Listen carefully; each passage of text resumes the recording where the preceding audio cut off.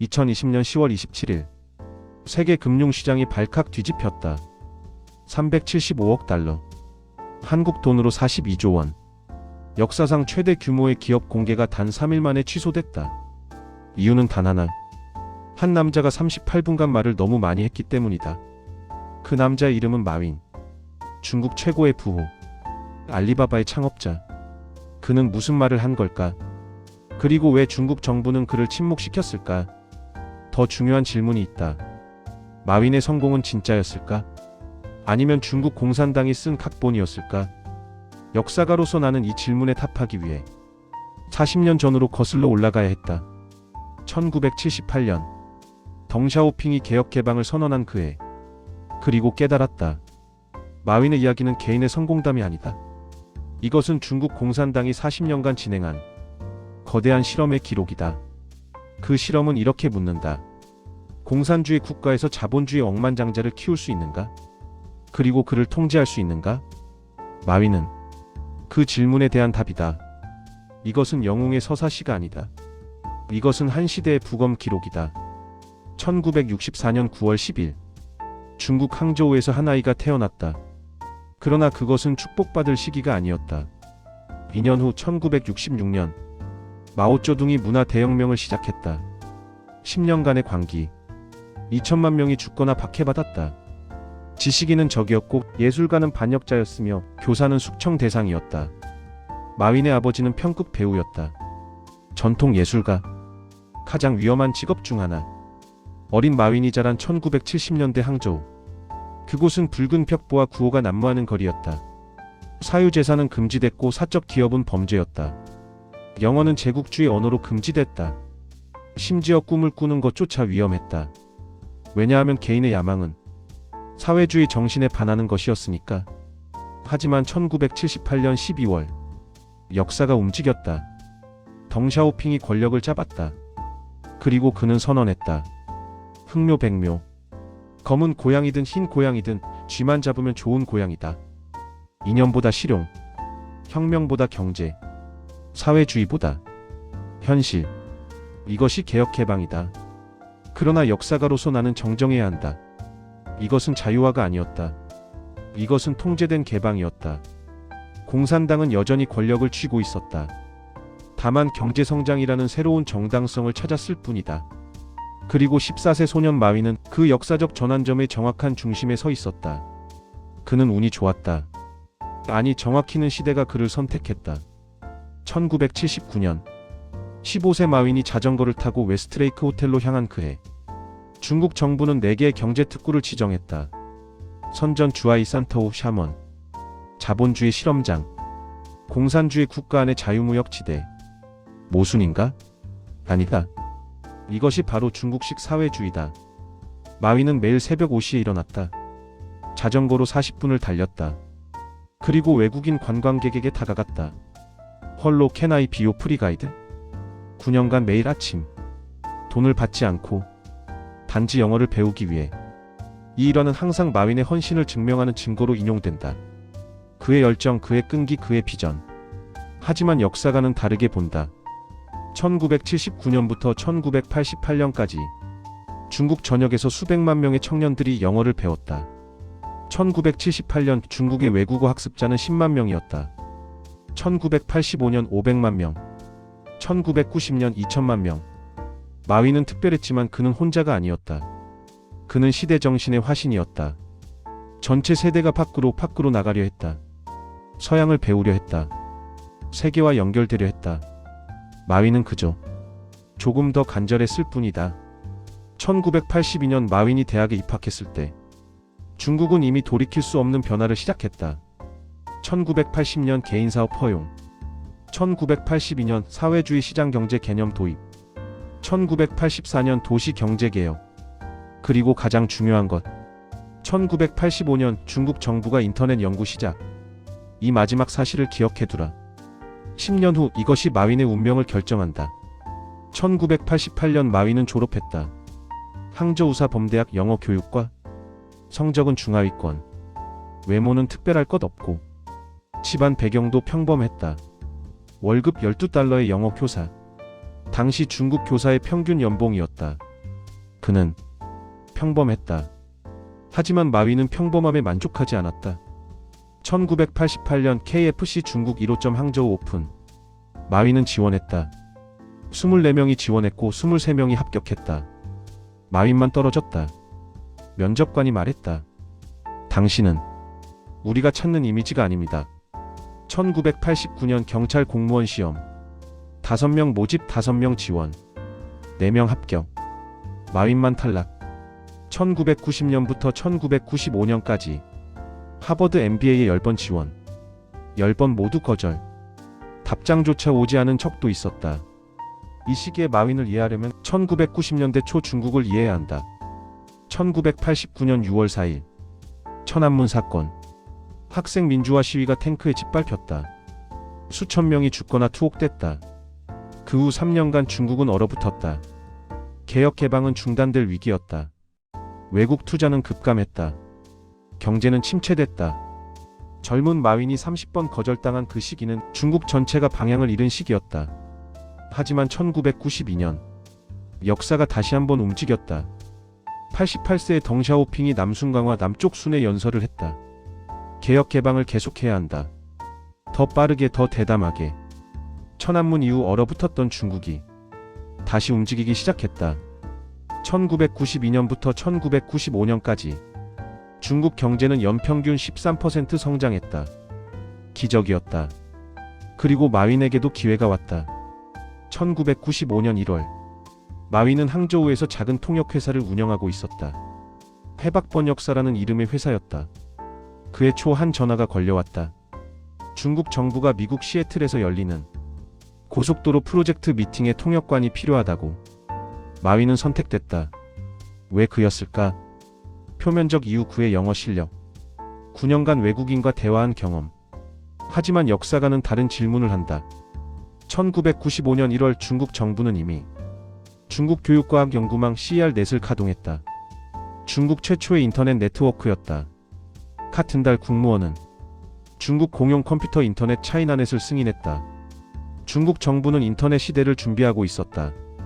1995년 4월 마윈은 시애틀에 도착했다. 그리고 여기서 우리는 두 가지 버전의 이야기를 본다. 공식 버전. 마윈은 우연히 친구의 인터넷 회사를 방문했다. VBN이라는 작은 회사였다. 그는 처음으로 인터넷을 받고 비어를 검색했고 차이너를 검색했고 아무것도 나오지 않자 충격을 받았다. 그리고 깨달았다. 중국을 인터넷에 올려야 한다. 아름다운 이야기다. 운명적인 만남. 순수한 발견. 하지만 타임라인을 다시 보자. 1994년 4월 중국 인터넷에 정식 연결.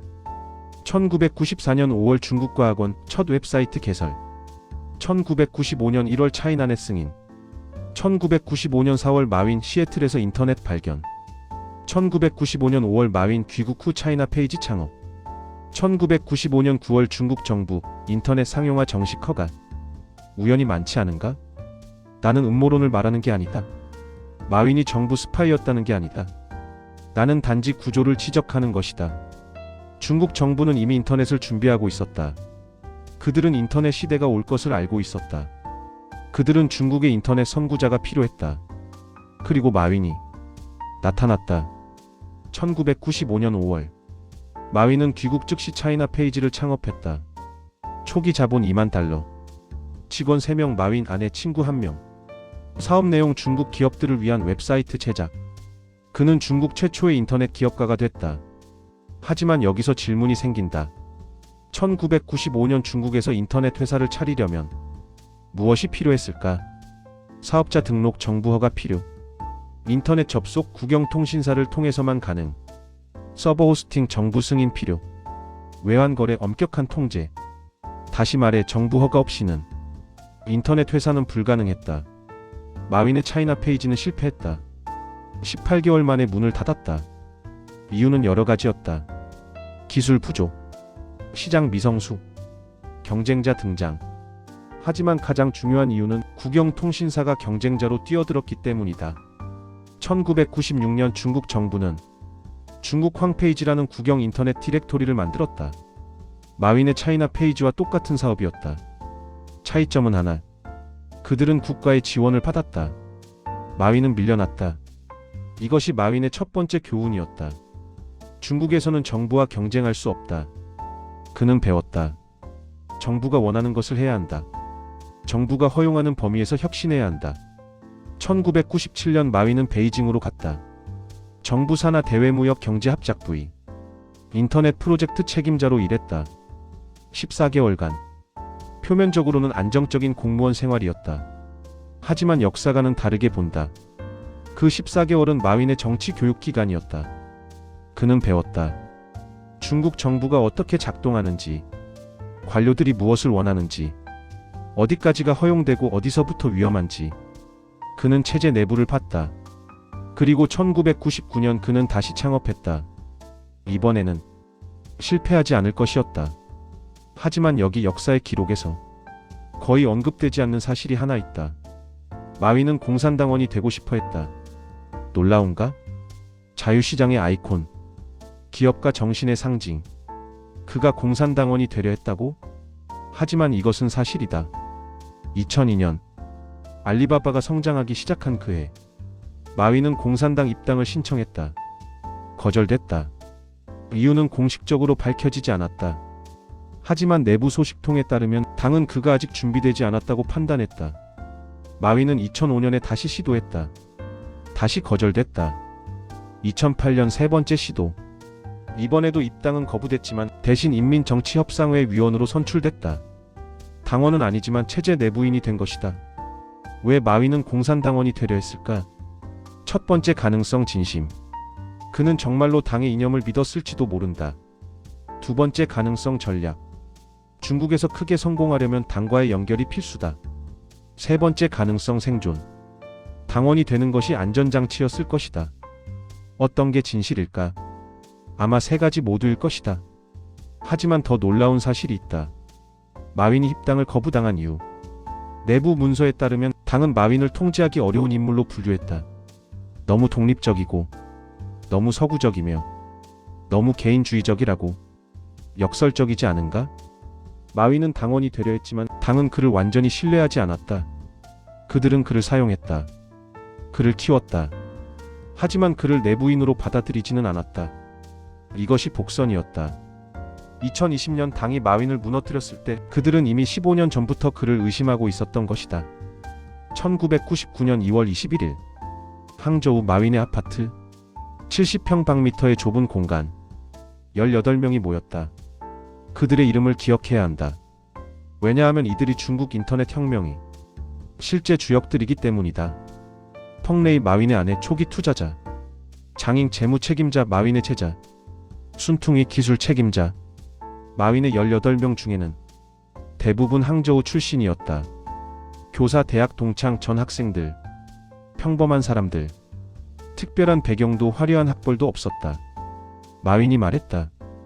여러분, 우리가 할 일은 간단합니다. 인터넷으로 중국 중소기업들을 세계와 연결하는 겁니다. 우리는 이베이가 아닙니다. 아마존도 아닙니다. 우리는 중소기업을 위한, 중소기업에 의한 중소기업의 플랫폼을 만들 겁니다. 누군가 물었다. 성공 가능성은? 마윈이 웃었다. 5%? 침묵. 하지만 우리가 안 하면 다른 사람이 할 겁니다. 아마 미국 회사가. 그럼 중국 기업들은 영원히 종속될 겁니다. 그러니 우리가 해야 합니다. 18명이 손을 모았다. 그리고 회사 이름을 정했다. 알리바바. 아름다운 장면이다. 영화 같은 순간이다. 하지만 역사가는 맥락을 본다. 1999년 2월 21일 알리바바 창립. 그런데 같은 시기 중국에서 무슨 일이 있었을까? 1998년 11월 텐센트 창립 마와텅. 1999년 2월 알리바바 창립 마윈. 1999년 6월 당당 쇼핑몰 창립. 1999년 11월 시트립 여행 창립. 2000년 1월 바이두 창립 리엔훈. 모두 6개월 안에. 같은 시기에. 왜? 1999년은 중국 정부가 인터넷 산업 원년으로 선언한 해다. 1999년 1월 정부는 공식적으로 민간 인터넷 기업 창업을 장려했다. 세금 감면, 저리 대출, 규제 완화. 더 중요한 것은 정부가 인터넷 검열 시스템을 완성한 시기였다. 1998년부터 시작된 골던 실드 프로젝트. 일명 그레이트 파이월 오브 차이나. 중국 정부는 준비를 마쳤다. 인터넷을 개방하되 통제하는 시스템을. 그리고 1999년 문을 열었다. 자, 이제 기업가들이여 창업하라. 단 우리의 규칙 안에서. 다시 알리바바로 돌아가자. 마윈의 18명은 진심이었다. 그들의 열정도 진짜였다. 하지만 그들이 성공할 수 있었던 이유는 타이밍이었다. 만약 마윈이 1997년에 알리바바를 만들었다면 너무 일렀을 것이다. 정부가 준비되지 않았다. 만약 2001년에 만들었다면 너무 늦었을 것이다. 이미 경쟁자들이 시장을 선점했다. 1999년. 완벽한 타이밍. 우연일까? 필연일까? 마윈은 베이징에서 14개월간 정부 일을 했다. 그는 정부의 계획을 알 수 있는 위치에 있었다. 나는 내부자 거래를 암시하는 게 아니다. 나는 단지 정보 비대칭을 지적하는 것이다. 마윈은 보통 사람들보다 더 많이 알고 있었을 가능성이 높다. 정부가 무엇을 원하는지, 언제 문이 열릴지. 1999년 2월 알리바바는 6만 달러로 시작했다. 마윈과 친구들이 모은 돈이었다. 6개월 후 1999년 10월 첫 외부 투자를 받았다. 골드만삭스 500만 달러. 골드만삭스가 왜 항저우의 무명 스타트업에 투자했을까? 6개월 된 회사. 매출 거의 없음. 직원 18명. 그런데 500만 달러? 표면적 이유 마윈의 비전, 중국 시장의 잠재력. 하지만 역사가는 다른 가능성을 본다. 골드만삭스는 중국 정부와 깊은 관계가 있었다. 그들은 중국의 국영기업 민영화를 도왔다. 그들은 중국 정부의 인터넷 전략을 알고 있었을 것이다. 어쩌면 그들은 알았을지도 모른다. 중국 정부가 알리바바를 선택했다는 것을. 1999년부터 2000년. 알리바바의 첫 2년. 표면적으로는 고군분투의 시기였다. 직원들은 하루 18시간 일했다. 마윈은 전 세계를 돌며 투자자를 만났다. 기술은 불안정했고 수익은 없었다. 2000년 1월. 소프트뱅크의 손정희가 알리바바를 방문했다. 6분간의 미팅. 마윈이 사업 계획을 설명했다. 손정희가 물었다. 얼마가 필요한가? 마윈이 답했다. 2천만 달러요. 손정희가 말했다. 3천만 달러 주겠네. 6분 만에 3천만 달러 투자 결정. 이것은 전설이 됐다. 마윈의 카리스마를 증명하는 증거로. 하지만 역사가는 묻는다. 손정희는 바보였을까? 6분 만에 3천만 달러를 던진 도박꾼이었을까? 아니다. 손정희는 일본 최고의 투자자였다. 그는 이미 야후에 투자해서 수십억 달러를 벌었다. 그는 인터넷 시장을 누구보다 잘 알았다. 그가 6분 만에 결정한 이유는 그가 이미 알고 있었기 때문이다. 무엇을? 중국 정부의 전략, 중국 인터넷 시장의 구조, 그리고 알리바바의 위치. 손정희는 투자한 게 아니다. 그는 확신을 샀다. 중국 정부가 알리바바를 키울 것이라는 확신. 1999년의 알리바바. 그들은 열심히 일했다. 사실이다. 그들은 혁신적이었다. 사실이다. 그들은 헌신적이었다. 사실이다. 하지만 그것만으로는 충분하지 않았다. 그들에게는 세 가지가 더 있었다. 첫째, 타이밍. 정부가 문을 연 정확한 순간에 시작했다. 둘째, 보호. 정부가 외국 경쟁자를 차단했다. 셋째, 신호. 정부가 투자자들에게 이 회사는 안전하다는 신호를 보냈다. 마윈은 이것을 이해했을까? 아마 완전히는 아니었을 것이다. 1999년에 마윈은 여전히 순수했다. 그는 진짜로 믿었을 것이다. 자신이 세상을 바꾸고 있다고. 자신의 성공이 순수한 능력 덕분이라고. 하지만 15년 후 2014년 뉴욕 증권거래소에서 종을 칠 때 그는 깨달았을까?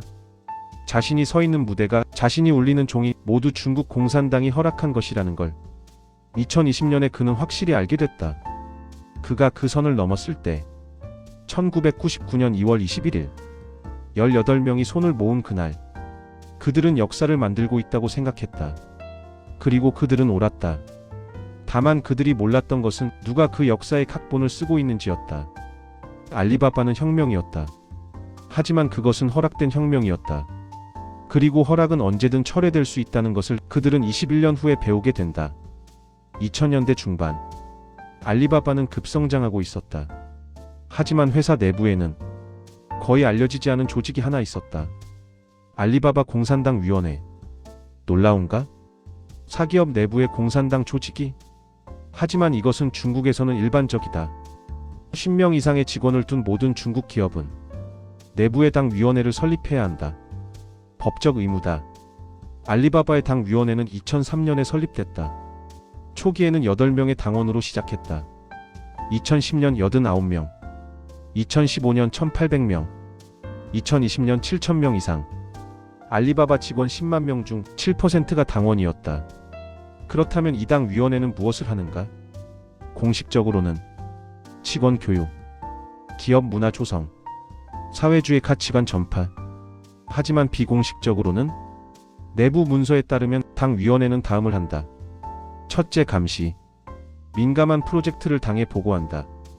둘째, 영향력. 주요 경영 결정에 의견을 제시한다. 셋째, 통제. 위기 상황에서 당의 지시를 실행한다. 2017년 알리바바 당 위원회 서기는 회사 부사장급 대우를 받았다. 그의 이름은 샤오리빙. 그는 마윈에게 직접 보고했다. 하지만 동시에 그는 항저우시 당 위원회에도 보고했다. 이중 보고 체계. 마윈은 CEO였지만 그의 회사 내부에는 또 다른 권력 구조가 있었다. 그리고 여기 충격적인 사실이 있다. 2020년 마윈이 사라진 직후 알리바바 당 위원회는 확대 개편됐다. 당원 직원 수가 급증했다. 그들의 권한도 강화됐다. 2021년 중국 정부는 새로운 규정을 발표했다. 모든 인터넷 기업은 당 위원회에 경영 결정 참여권을 부여해야 한다. 다시 말해 당이 기업 경영에 직접 개입할 수 있게 된 것이다. 마윈은 CEO였지만 진짜 주인은 당이었다. 2000년부터 2014년까지 알리바바의 황금시대. 표면적으로는 자유시장 경쟁의 승리다. 혁신이 관료주의를 이겼다. 창의성이 독점을 무너뜨렸다. 하지만 역사가는 다른 이야기를 본다. 이것은 국가 자본주의의 완벽한 실험이었다. 첫째, 보호무역. 2003년 이베이가 중국에 진출했다. 세계 최대의 이커머스 기업. 자본도 기술도 경험도 알리바바를 압도했다. 그런데 3년 후 이베이는 중국을 떠났다. 왜? 표면적 이유, 타오바오가 더 혁신적이었다. 실제 이유, 중국 정부에 보이지 않는 규제, 결제 시스템 제한, 물류 네트워크 접근 제한, 은행 계좌 연결 제한. 이베이는 싸울 수조차 없었다. 둘째, 경쟁자 제거. 2010년 구글이 중국을 떠났다. 2009년부터 지속적으로 페이스북과 트위터 차단, 유튜브 접속 불가, 아마존 사실상 무력화. 결과 14억 명의 중국인들에게 서방 기업은 선택지가 아니었다. 알리바바, 텐센트, 바이두만 남았다. 보호된 시장, 완벽한 독점. 셋째, 정치적 줄타기. 마윈은 영리했다. 그는 당의 언어를 말할 줄 알았다. 2008년 인민정치협상회 위원 선출, 매년 공산당 주요 인사들과의 만찬, 정부 정책 적극 지지 표명. 그는 기업가였지만 당의 동반자이기도 했다. 아니, 정확히는 그래야만 했다. 중국에서 당과 싸워 이긴 기업인은 없다. 절대로. 하지만 알리바바와 중국 정부의 관계에는 더 어두운 면이 있다. 2010년대 초반, 중국 정부는 사회 신용 시스템을 구축하기 시작했다. 모든 시민의 행동을 추적하고 점수를 매기고 통제하는 시스템. 그리고 이 시스템의 핵심 파트너가 바로 알리바바였다. 2015년 알리바바는 즈마신용을 출시했다. 표면적으로는 개인 신용평가 서비스였다. 구매 내역, 결제 기록, 온라인 행동을 분석해서 신용 점수를 매긴다. 점수가 높으면 대출이 쉬워지고 호텔 예약 시 보증금이 면제된다. 점수가 낮으면 불이익을 받는다. 합리적으로 들린다. 하지만 여기 문제가 있다. 즈마신용은 단순한 금융 점수가 아니었다. 그것은 행동 통제 시스템이었다. 무엇을 구매하는가? 누구와 친구인가? 어떤 뉴스를 읽는가? 어떤 댓글을 다는가? 모든 것이 점수에 영향을 미쳤다. 2017년 내부 문서가 유출됐다. 즈마신용은 중국 정부의 사회 신용 시스템과 데이터를 공유하고 있었다. 알리바바는 단순한 쇼핑 플랫폼이 아니었다. 그것은 감시 도구였다. 마윈은 이것을 알고 있었을까? 물론 알고 있었다. 2016년 한 인터뷰에서 그는 말했다. 데이터는 미래의 석유다. 우리는 데이터로 더 나은 사회를 만들 것이다. 하지만 그는 말하지 않았다. 그 데이터가 누구에게 가는지, 그것이 어떻게 사용되는지 마윈은 선택해야 했다. 정부와 협력하고 성장하거나 거부하고 파괴되거나. 그는 협력을 선택했다. 그리고 그것이 결국 그를 무너뜨렸다. 2014년 9월 19일 뉴욕 증권거래소. 마윈이 개장 종을 쳤다. 250억 달러 IPO. 역사상 최대 규모. 그 순간 마윈은 250억 달러의 부자가 됐다. 중국 최고 부호. 세계 10대 부호. 전 세계 언론이 환호했다. 중국의 아메리칸 드림. 공산주의 국가의 자유시장 기적. 하지만 역사가는 다르게 본다. 이것은 기적이 아니었다. 이것은 중국 공산당의 전략적 승리였다. 생각해보라. 1999년 중국은 인터넷 기업을 허용했다.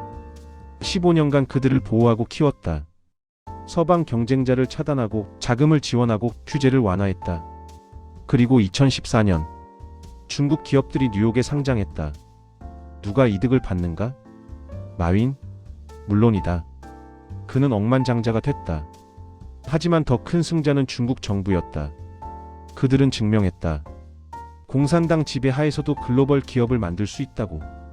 자유민주주의 없이도 경제 성장이 가능하다고. 그리고 마윈은 착각하기 시작했다. 그는 자신이 진짜 자유시장의 승자라고 믿었다. 자신의 성공이 순수한 능력 덕분이라고 생각했다. 그는 잊었다. 아니, 어쩌면 알지 못했다. 자신이 서 있는 무대가 공산당이 세운 무대라는 것을. 그 착각이 그를 멸망시켰다. 2014년 마윈의 개인 자산은 250억 달러로 평가됐다. 그는 중국 최고 부호였다. 하지만 여기 질문이 있다. 그 돈은 정말 마윈의 것이었을까? 알리바바의 소유 구조를 보면 놀라운 사실을 발견한다. 마윈의 개인 지분은 6.4%에 불과했다. 나머지는? 소프트뱅크 29.9%, 야후 15.4%, 기타 기관 투자자들 48.3%. 마윈은 최대 주주도 아니었다. 하지만 더 중요한 것은 알리바바의 의결권 구조다. 알리바바는 VI 구조를 사용했다. 가변이익 실체, 베리어벌 인트러스트 엔터티. 이것은 중국 기업들이 외국 자본을 끌어들이면서도 정부 규제를 우회하기 위해 사용하는 구조다. 복잡하지만 핵심은 이것이다. 법적으로 알리바바의 중국 사업은 중국 정부의 통제하에 있다. 언제든지 정부가 원하면 알리바바를 해체하거나 국유화할 수 있다. 다시 말해, 마윈의 250억 달러는 실제로는 그의 것이 아니었다. 그것은 조건부 재산이었다. 정부가 허락하는 동안만 그의 것인 재산. 그리고 2020년 정부는 그 허락을 철회했다. 마윈의 개인 자산은 36% 감소했다. 하루아침에 90억 달러가 증발했다. 그는 여전히 부자였지만 더 이상 최고 부호가 아니었다. 그리고 그는 깨달았다. 자신이 가진 모든 것이 사실은 당이 빌려준 것이었다는 것을. 2020년 10월 24일 상하이 와이탄 금융 서밋. 마윈이 연단에 섰다. 청중석에는 부총리, 중앙은행장, 금융감독위원장, 중국 금융 권력의 정점들이 모두 앉아 있었다. 그리고 마윈은 말했다. 중국의 금융 시스템은 낡았습니다. 전당포 사고방식에 갇혀 있어요. 규제가 혁신을 죽이고 있습니다. 우리는 새로운 시스템이 필요합니다. 38분간의 연설. 청중석은 점점 더 얼어붙었다. 역사가로서 나는 이 순간을 분석해야 한다. 마윈은 왜 그런 말을 했을까? 첫 번째 가능성, 그는 진정으로 개혁을 원했다. 그는 중국 금융 시스템의 문제를 지적하고 해결책을 제시하려 했다. 두 번째 가능성, 그는 오만했다. 그는 자신이 너무 크고 너무 중요해서 당도 건드리지 못한다고 생각했다. 세 번째 가능성, 그는 착각했다. 미국에서의 성공, 세계적 명성, 이것들이 그를 안전하게 만들 거라고 믿었다. 어떤 게 진실일까? 아마 세 가지 모두일 것이다. 하지만 중요한 건 중국 공산당의 반응이었다. 3일 후 엔트그룹 IPO 중단, 375억 달러 증발, 전 세계 충격.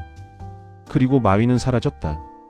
88일간 언론에서, 인터넷에서, 공개 행사에서 완전히 철저하게 사라졌다. 이것은 개인에 대한 처벌이 아니었다. 이것은 메시지였다.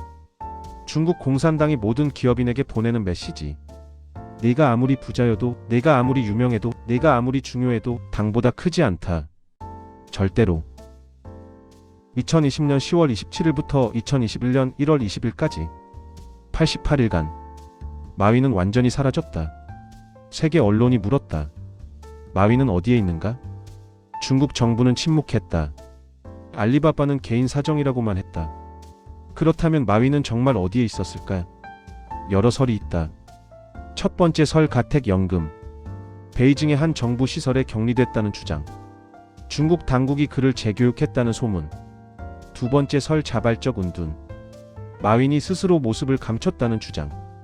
폭풍이 지나가기를 기다렸다는 것. 세 번째 설 협상. 정부와 비밀 협상을 진행했다는 주장. 엔트그룹과 알리바바의 재구조화를 논의했다는 것.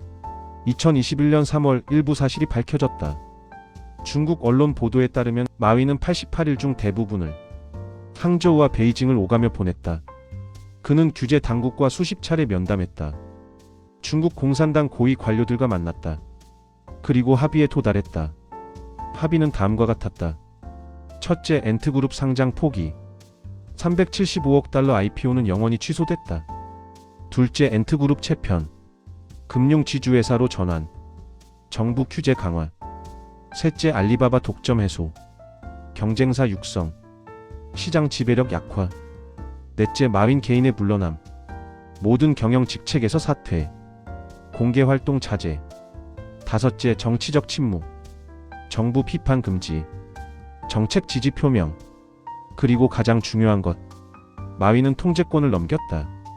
2021년 4월 알리바바의 새로운 이사가 선임됐다. 그의 이름은 왕엔. 그는 중국인민은행 출신이었다. 즉 정부 인사였다. 중국 정부가 알리바바 이사회에 들어온 것이다. 마윈은 회사를 지켰다. 하지만 그 대가로 회사를 포기했다. 2021년 1월 20일 88일간의 침묵을 깨고 마윈이 나타났다. 화상회의 영상. 교사들과의 온라인 만남. 그는 달라져 있었다. 저는 앞으로 교육과 자선에 집중하겠습니다. 더 이상 거대한 연설이 아니었다.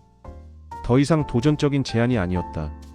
그는 길들여졌다.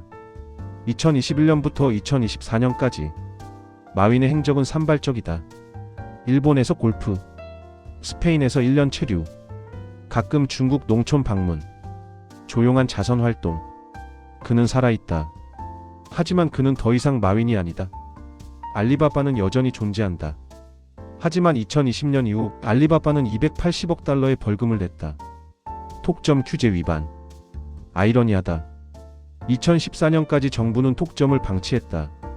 아니, 톡점을 조장했다. 하지만 2020년 이후 톡점은 범죄가 됐다. 왜? 간단하다. 이제 그들이 필요 없기 때문이다. 역사가로서 나는 패턴을 본다.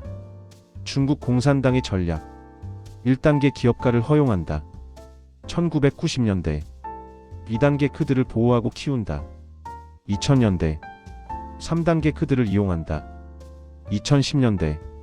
4단계 그들을 통제한다. 2020년대. 마윈은 이 사이클을 완벽하게 겪었다. 그는 영웅으로 시작했고 도구로 사용됐고 위험 인물이 됐고 결국 중화됐다. 2024년 현재. 중국의 테크 기업들은 모두 변했다. 마윈의 사례는 경고였다. 그리고 다른 기업가들은 그 경고를 들었다. 텐센트의 마와텅 칭화대학에서 강의. 바이두의 리엔홍 정치활동 자제. 샤오미의 레이준 정부 정책 적극 지지. 그들은 모두 배웠다. 조용히 하라. 고개를 숙여라. 당을 칭찬하라. 하지만 더 근본적인 변화가 있다. 2021년 이후 중국 정부는 새로운 규정을 발표했다. 모든 빅테크 기업은 정부와 데이터를 공유해야 한다. 모든 알고리즘은 정부 승인을 받아야 한다. 모든 주요 경영 결정은 당 위원회와 협의해야 한다. 중국의 테크 기업들은 더 이상 사기업이 아니다. 그들은 국가의 도구다. 그리고 여기 가장 아이러니한 사실이 있다. 2023년 알리바바는 사상 최대 매출을 기록했다. 마윈이 사라진 후에도 회사는 성장했다. 왜? 간단하다. 마윈은 필요하지 않았다. 알리바바가 성공한 이유는 마윈의 천재성이 아니라 중국 시장의 성장과 정부의 보호 때문이었다. 마윈은 상징이었다. 얼굴이었다. 하지만 진짜 주인은 항상 체제였다. 그가 사라져도 체제는 계속 작동한다. 그렇다면 마위는 누구인가? 영웅인가? 희생자인가? 협력자인가? 반역자인가? 역사가로서 나의 답은 이것이다. 마위는 모순이다. 그는 진짜 재능이 있었다. 리더십, 비전, 카리스마. 그는 진짜 변화를 만들었다. 수억 명의 삶을 개선했다. 하지만 그는 결코 자유롭지 않았다. 그의 성공은 항상 허락된 것이었다. 그는 반항했지만 허용된 범위 내에서만 반항할 수 있었다. 그는 혁명가였지만 체제 내부의 혁명가였다. 그리고 마침내 그가 선을 넘었을 때 체제는 주저없이 그를 짓밟았다. 마윈의 이야기가 우리에게 던지는 질문은 이것이다. 권위주의 체제에서 진정한 기업가 정신은 가능한가? 대답은 복잡하다. 단기적으로는 예다. 마윈은 거대한 기업을 만들었다. 장기적으로는 아니오다. 하지만 그 기업은 결국 당의 통제를 받았다. 근본적으로는 질문 자체가 잘못됐다. 왜냐하면 중국에서는 기업과 국가가 분리되지 않기 때문이다. 알리바바는 사기업이 아니다. 그것은 국가 전략의 일부다. 마윈은 CEO가 아니었다. 그는 공산당이 고용한 매니저였다. 그가 이것을 잊었을 때 당은 그에게 상기시켰다. 2024년 오늘 마윈은 60세다. 그는 여전히 억만장자지만 침묵한다. 그는 여전히 살아있지만 보이지 않는다. 어쩌면 이것이 그가 배운 가장 큰 교훈일 것이다. 중국에서 살아남는 법.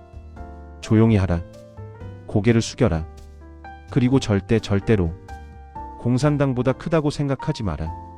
마윈의 이야기는 끝났다. 하지만 그 의미는 계속된다. 이것은 한 사람의 몰락이 아니다. 이것은 시대의 종말이다. 개혁개방 40년. 중국은 자본주의를 실험했다. 하지만 자유는 실험하지 않았다. 마윈은 그 실험의 가장 찬란한 성공이었고 동시에 가장 비극적인 실패였다. 그는 증명했다.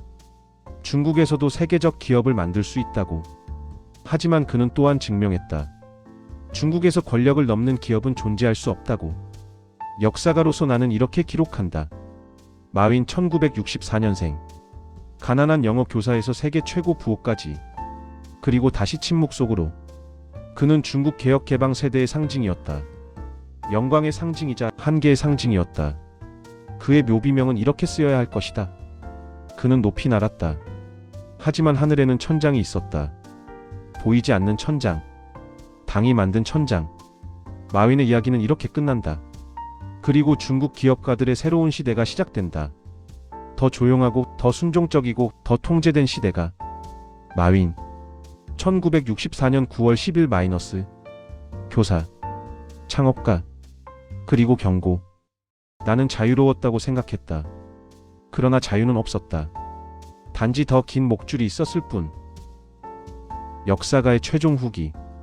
이 다큐멘터리는 마윈을 비난하지 않습니다. 그를 영웅으로 찬양하지도 않습니다. 우리는 단지 진실을 보여줍니다. 감춰진 구조를 드러냅니다. 그리고 질문을 던집니다. 개인의 자유와 국가의 통제, 혁신과 권위주의, 자본주의와 공산주의. 마윈은 이 모순의 한가운데 서 있었습니다. 그의 이야기는 우리에게 묻습니다. 진정한 자유 없이 진정한 혁신이 가능한가? 그리고 더 중요한 질문. 당신이 성공했다고 생각할 때 그 성공은 정말 당신의 것입니까? 아니면 누군가 허락한 것입니까? 역사는 답을 기록했습니다. 이제 미래가 질문할 차례입니다.